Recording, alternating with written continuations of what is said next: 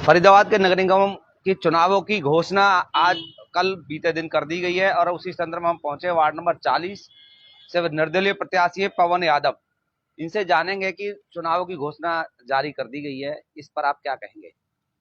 देखिए, कल press conference के माध्यम से हमारे चुनाव आयोग ने कल चुनाव की घोषणा कर दी है,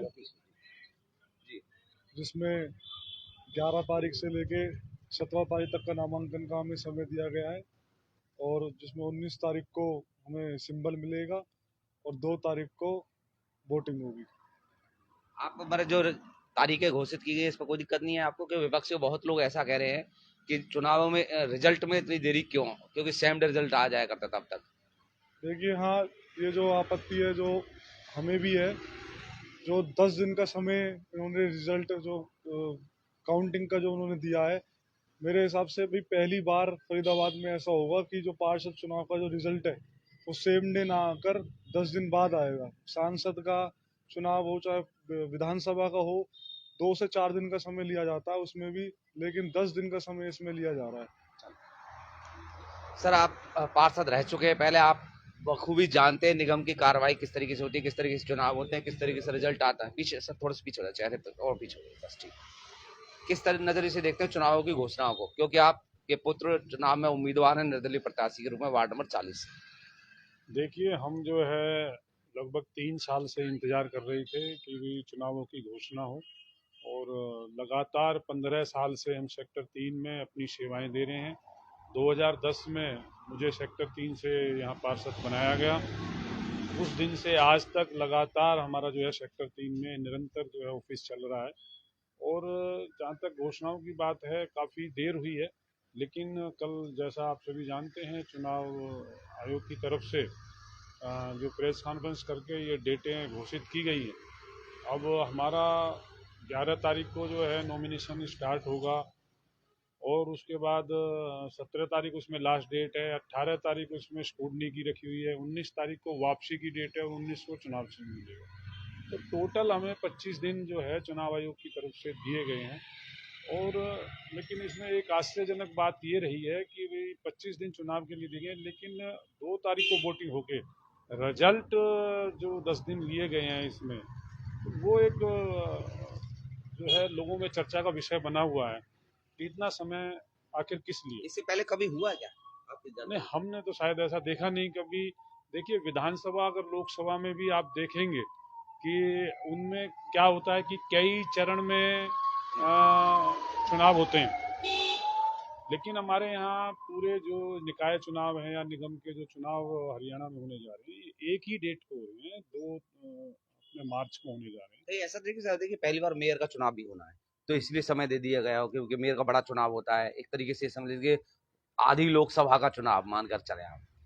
नहीं, उसमें तो कोई ऐसी बात नहीं है भाई। मेयर का चुनाव होगा, एक मशीन मेयर के लिए रखी जाएगी, एक बाकी पार्षद के लिए एक रखी जाएगी, तो उससे रिजल्ट में देरी का कोई कारण नहीं हो सकता। अच्छा, एक सवाल और है, बलौड़ी जनता में चर्चा का विषय है कि वार्ड नंबर 43 से रश्मि दीपक यादव, वार्ड नंबर 40 से पवन यादव की लगभग सीटें निकलती हुई दिखाई दे रही हैं आज की डेट में, और कुछ लोग ऐसे भी हैं अन्य पार्टियों से जिनको टिकट नहीं मिलती है, तो वो आपके समर्थन में आकर के चुनाव प्रचार में हिस्सा भी ले सकते हैं। ये चर्चाएं सही है क्या? देखिए, जो हमारा परिवार काफ़ी लंबे समय से, हमारी कई पीढ़ियां जो है समाज की सेवा में लगी हुई हैं।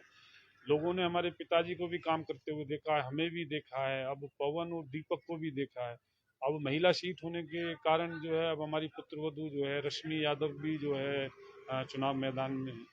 तो सारा जो है हम लोग देख रहे हैं कि भाई हमारी सेवा जो है इतने लंबे समय से निरंतर चल रही है।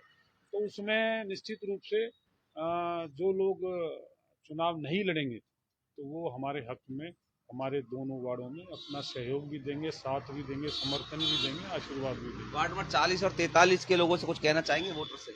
बिल्कुल, आपके माध्यम से हम कहना चाहेंगे कि जो है आने वाली 2 मार्च को हमें जो है अपना वोट रूपी आशीर्वाद अपने बल्लभगढ़ की जनता जो वार्ड 40 और 43 में दें और हम जो है उन्हें विश्वास दिलाते हैं कि जो पीछे जो चुनाव हुए, प्रदेश की जो सरकार बनी उसमें हमें सेवा का मौका नहीं मिला किसी कारण से, लेकिन हमें उम्मीद है कि 40 और 43 वार्ड से निश्चित रूप से इन दोनों वार्डों की जनता हमें अपना जिले की जो सरकार है उसमें सेवा का मौका देगी और निश्चित रूप से हम जो प्रदेश के जो हमारे चुने हुए नुमाइंदे हैं उनसे भी बेहतर काम करके अपने वार्डों को जो है विकास के मामले में नंबर 1 पे पहुंचाने का काम करेंगे।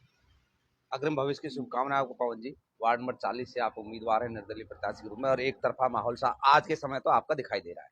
कल क्या होगा वो अलग बात है, कैसे आप चुनाव लड़ेंगे। क्या कहना चाहेंगे वार्ड नंबर 40 के वोटर से सीधे तौर पर आप?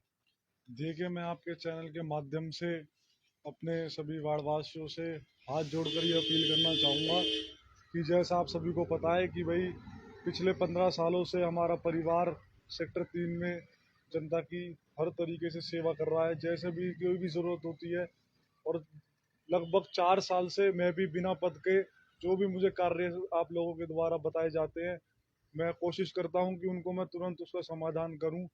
तो मैं आप सभी से यही अपील करना चाहूँगा हाथ जोड़कर कि अब की बार पार्षद के चुनाव में 2 तारीख को पवन यादव के सामने वाला जो भी चुनाव चिन्ह आएगा वो हम आप तक पहुँचाएंगे, बटन दबाकर भारी मतों से विजय बनाएं।